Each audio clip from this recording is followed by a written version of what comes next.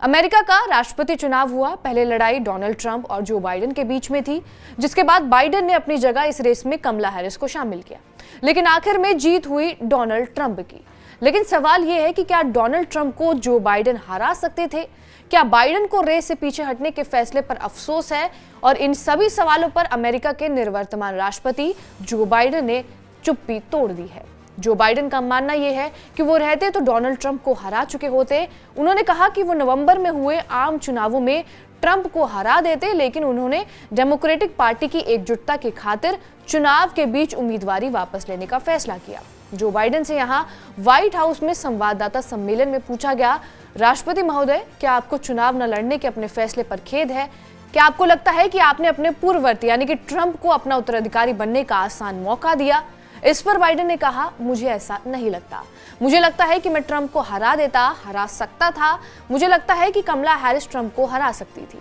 उन्होंने कहा, पार्टी को एकजुट करना जरूरी है और जब पार्टी इस बात को लेकर चिंतित थी कि मैं आगे बढ़ पाऊंगा या नहीं, तो मैंने सोचा कि पार्टी को एकजुट करना बेहतर होगा। हालांकि मुझे लगा था कि मैं फिर से जीत सकता हूं। जून में अटलांटा में राष्ट्रपति पद के उम्मीदवारों के बीच हुई डिबेट में बाइडेन का प्रदर्शन कुछ खास नहीं था। इसके बाद से उनकी ही पार्टी के सदस्य बाइडेन के इस पद की दौड़ से हटने की बात करने लगे और लास्ट में आकर बाइडेन ने ट्रंप के खिलाफ अमेरिकी राष्ट्रपति पद की दौड़ से हटने का फैसला कर लिया था। बाइडेन की जगह उपराष्ट्रपति कमला हैरिस को डेमोक्रेटिक पार्टी की ओर से राष्ट्रपति पद का उम्मीदवार बनाया गया था। हालांकि उन्हें ट्रंप के हाथों हार का सामना करना पड़ा। पत्रकारों के सम्मेलन के दौरान बाइडेन ने कहा कि कमला हैरिस फिर से राष्ट्रपति चुनाव लड़ने में सक्षम है और उन्होंने कहा कि मुझे लगता है कि एक ऐसा फैसला है जिसके बारे में वो सोच सकती हैं। वो 4 साल बाद फिर से चुनाव लड़ने के लिए सक्षम है। ये फैसला उन्हें ही लेना होगा। इस दौरान बाइडेन से यह भी पूछा गया कि क्या आप राष्ट्रपति पद छोड़ने के बाद भी एक्टिव रहने की योजना बना रहे हैं या आप बुश मॉडल का अनुसरण करने जा रहे हैं, जहां आप